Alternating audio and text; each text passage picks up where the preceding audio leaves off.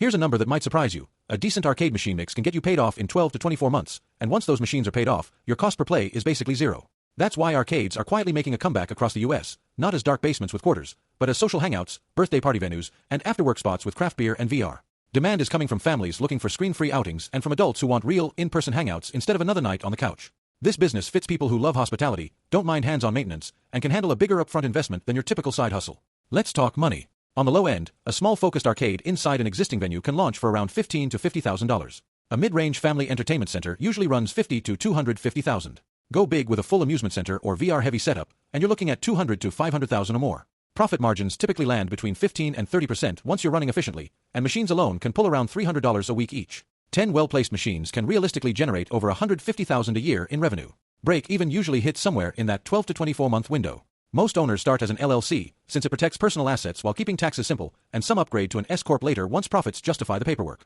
Daily operations mean opening and closing procedures, machine maintenance, restocking prices, managing staff if you have them, and building relationships with equipment suppliers and vending distributors. You'll need a business license, health and safety permits, possibly a coin-op or amusement tax depending on your city, and if you're serving alcohol, a liquor license too. Requirements vary heavily by state, so always verify locally before you sign a lease. On the tax side, expect to pay self-employment tax on profits, collect sales tax if your state requires it on entertainment, and file quarterly estimated taxes so you're not blindsided in April. General liability and equipment insurance typically run a few thousand a year, and compliance matters more than people expect. Here's something most new business owners don't think about until it costs them thousands: missed calls.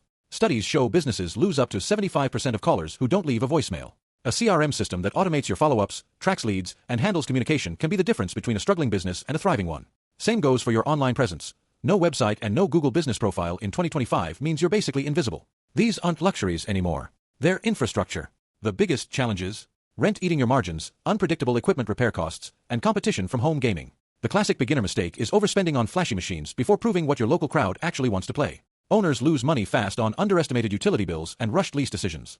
In your first 90 days, focus on building a strong Google business profile and local social presence, testing a small machine mix before committing fully, and layering in private events like birthday parties, which can drive 30 to 40% of total revenue.